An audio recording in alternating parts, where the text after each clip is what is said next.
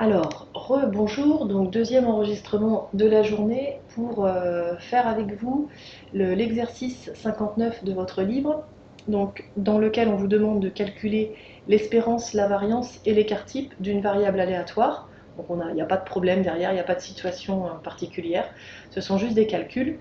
Et après ces calculs, je vous montrerai comment on utilise la calculatrice pour déterminer deux de ces paramètres. Alors, le calcul de l'espérance, de la variance et de l'écart type, vous appliquez les formules qui sont dans le cours et que j'ai commentées dans l'autre enregistrement sur le cours. Alors, l'espérance, donc, on multiplie chaque valeur par sa probabilité. Moins 4 fois 0,15, plus 1 fois 0,4, plus 3 fois 0,3, etc. On trouve 2,25.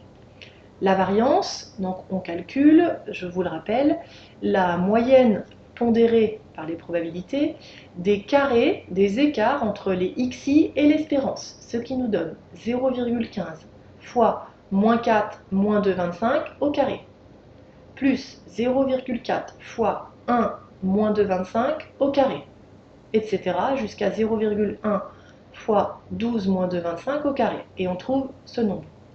On en déduit l'écart type, qui est la racine carrée de la variance. On arrondit, évidemment, on trouve environ 4,16. Alors, pour obtenir l'espérance et l'écart type sur la calculatrice, je vais vous montrer. J'ai l'émulateur de la 85 et pas de la 35, j'en suis désolée. Il y a juste une petite notation qui diffère, je vous montrerai le moment venu. Donc vous allez dans le menu Stats. En fait, vous procédez comme s'il s'agissait d'une série statistique dont ici les probabilités seraient les fréquences. Donc dans le menu Stats, vous complétez les listes 1 et les listes 2. Donc dans la liste 1, vous indiquez les valeurs de votre variable aléatoire.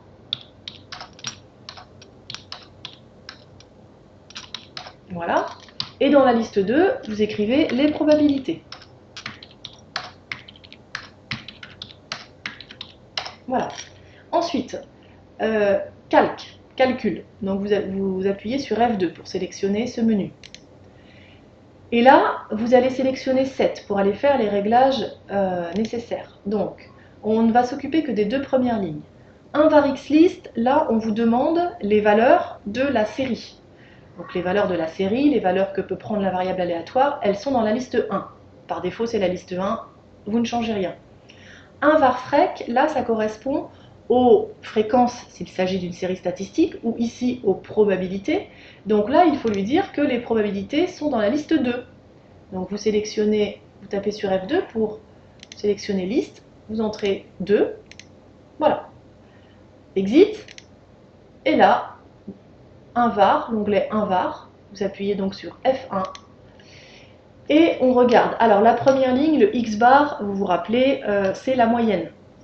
Donc ici, ça correspond à l'espérance pour une variable aléatoire, on trouve bien 2,25.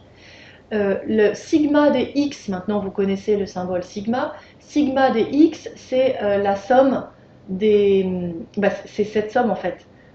C'est, comment dire, la somme des x pondérés par les probabilités.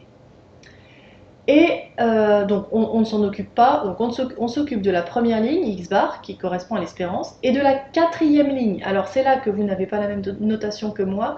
Vous avez normalement sigma x, qui est donc la notation de l'écart type, et on retrouve bien la valeur de l'écart type que l'on a trouvé par le calcul. D'accord? Donc voilà comment on obtient sur la calculatrice l'espérance et l'écart type d'une variable aléatoire. Bien entendu, ce n'est que pour vérifier vos résultats. Okay. Sur la calculatrice, on ne vous donne pas la valeur exacte de la variance. Mais bon, on n'en a pas besoin. Si on a la variance et l'écart type, ce sont deux paramètres de dispersion. Et je vous ai dit, pour une raison d'unité, on préfère l'écart type à la variance. Voilà.